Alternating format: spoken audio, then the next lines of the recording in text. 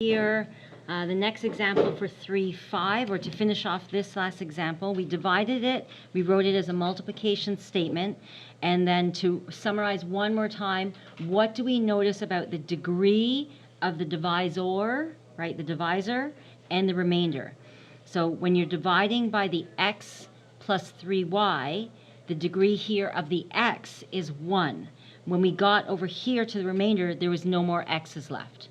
So whenever we see that the remainder has fewer x's than the divisor, right? The divisor here, I'm emphasizing or, then that means you can't divide in anymore, right? So on the other page, when we did this one, the divisor is x squared, and once we got here to 5x, this one has a higher degree of whatever's here. That means I can't divide x squared into 5x anymore.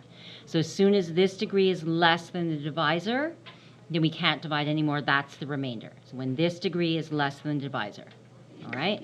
So that was what we noticed about the degree of the divisor and the remainder. Okay, so the degree of the divisor. So the remainder is a smaller degree than the divisor.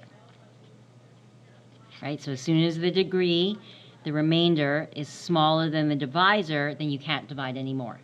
Right? So as soon as it's less. So if you've got divisor is x squared and you've got x as the remainder, you can't divide anymore. It's like going into the decimals, right? We can't do that. Okay.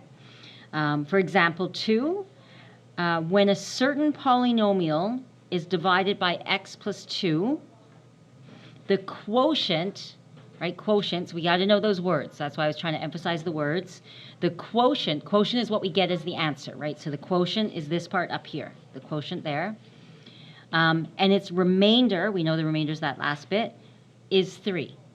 What is the polynomial? So if I said it's divided by, then that is telling you that this is the divisor, right? Divisor. Divisor is this, the quotient is this, the remainder is 3. I want you to find the original polynomial. So then the original polynomial is going to be, it'll look like this. We're going to say the original polynomial is going to be, say, f of x. Okay, we can call it f of x. And it's going to be the divisor, which is x plus 2, times the quotient, which is x squared minus 4x plus 7. And the remainder is 3. So then the remainder is right here. So that's going to be, the divisor's there. And the remainder is 3, so plus 3. So the divisor times the quotient, and the remainder will give us back the polynomial, the original polynomial, which is the dividend. Yep. Oh, sorry, no question. Okay, so then do I want you to leave it like that? No, I'd like it in expanded and simplified form, right? Because this is in partial form, so I want you to do the expansion. So we're going to go 1, 2, 3, 1, 2, 3, and then add the 3 to it. So we're going to get x cubed minus 4x squared, 7x plus 2x squared minus 8x plus 14 plus 3. Let's gather those together, and we're going to get x cubed, this and this, minus 2x squared, 7x minus 8x, negative 8, and negative x, and plus 17. And we're all done. Okay, so it's just asking you to work backwards. So that's why I kept emphasizing the words divisor, right, quotient, dividend, remainder. Okay, so we've got all that. Now, this next one here, the dividend is this, okay? The quotient is this. The remainder is this. Find the divisor. So the divisor is this part here in the middle, right? So if you're picturing it, it's like this is a dividend, divisor, quotient, remainder. Okay, so we want it written this way. So now we're going to write it this way. We're going to go, this is the dividend. So that's what it equals. So 2x cubed plus 7x squared plus 2x plus 8. That's the dividend. Equals, we're finding the divisor. What could I use to symbolize the divisor? I'm going to go d at x. Okay, use that little cute function notation that we have, so popular here. Okay, the quotient, I know it, right? I'm telling you is x plus 2, so that's times x plus 2, right there.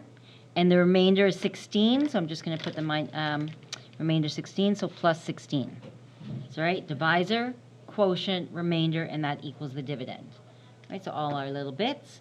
And I want to solve for the d at x.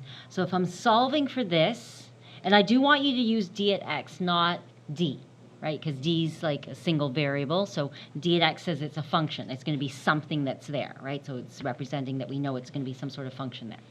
So we're going to solve for this just like what we would solve normally, though. So this 16, we're going to bring it over. Okay, bring the 16 over, and it becomes minus 16. So we're going to keep going with 2x cubed, 7x squared, plus 2x. If it's 8 minus 16, negative 8, right? And then equals still the d at x and the x plus 2. So I brought the 16 over. Now, I'm still solving for d at x. If I'm solving for d at x, I want to isolate the d at x, and if it's multiplication between those two, we're going to do division. Right? We're dividing both sides by x plus 2. So if we divide both sides by x plus 2, right, so division, this is multiplication. So divide both sides by x plus 2, that means that it's dividing both sides by x plus 2. If I want to divide this guy here by x plus 2, I have two choices, polynomial division or synthetic. Let's practice our synthetic, because we haven't done that in a minute, right? So let's try that. So let's get this guy right here going. So the synthetic was the upside down one, right? So we're going to write it like this. Okay, right like that. And then we said, on the side here, we have a negative 2, remember? So negative 2 like that. Okay? And then we're going to put all the coefficients here. And remember, it's in descending order. So 2 is cubed, squared, single, and nothing, right? So we didn't have to fill in any zeros, right? No placeholders. Cubed, squared, 1, nothing. So I'm just going to put the coefficients. So 2, 7, 2, negative 8. Okay, like that. And if you're remembering synthetic, it's been a little minute, right here. We always drag down the first. Drag down the first.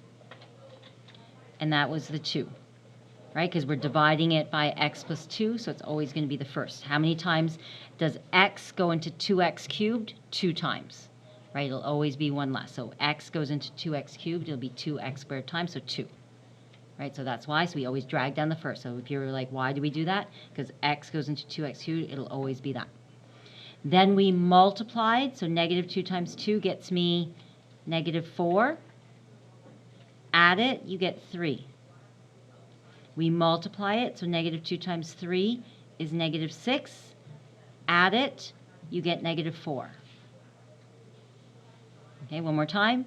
Negative 2 times negative 4, add it, or sorry, multiply it, put it here, add it, you get 0. The last number is always going to be your remainder. So whatever that last number is, your remainder, I have a remainder of 0. Is that shocking that it's 0? We said it's the quotient, and I brought the 16 over, so it better be 0. So you should be like, oh, it should be 0 because if I bring the 16 over, there's no more remainder, and that should divide nicely in, right, because of our solving. So you should go, oh, I know why that is, because I brought the 16 over, right? So now this is fully over here, and when I divide it, it's a factor. Oh, it should go in nicely, right? So you should go, oh, that's cool, that's good, and that makes sense why it's 0. Okay, so what do I have here? This, remember, is x goes into x cubed. So this will be 2x squared, 1 less, right? If I start with cubed and I'm dividing it by linear, it's 1 degree less. Here, we get 3x, and here, 4, right? So it's always 1 less. Does that make sense? Because if it's an x, a linear, going into this, it'll be 1 degree less. Squared, single, nothing. So squared, single, nothing. The last number is always the remainder. Okay. And then therefore, so find the divisor, so therefore, and you didn't have to put that, say, you can say, is the divisor. Right, and I can put that right away onto that step there. So therefore, 2x squared plus 3x minus 4 is the divisor. All done.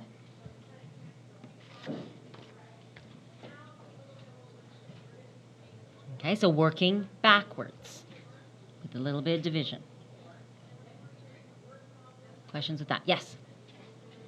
What did you say was the other, like, if we don't do it synthetic? The polynomial division. So you would do it the long division, right? So it would be like this. So you go x plus 2, and you go 2x cubed, 7x. So the option is that long division. If it doesn't say, you're doing polynomial divisions. This is called polynomial division. Polynomial division or synthetic. Okay? How do we know if, like, synthetic can work? Synthetic only works if this divisor is linear. If I had x squared there, it doesn't work. Synthetic only works if the divisor is linear. Because of the whole, look, we're dragging down the first one, and it always divides perfectly in, and we only line up the one extra number. Yeah. Okay? So it only works, so synthetic only works for linear divisors only. Okay? Anything bigger, you can't do it. And so you always have your option of polynomial or synthetic if it's a linear, unless I say. So the next question I give you, I said specifically use synthetic. Right? So if I tell you the method, you have to. Okay? Next page, anything else for that?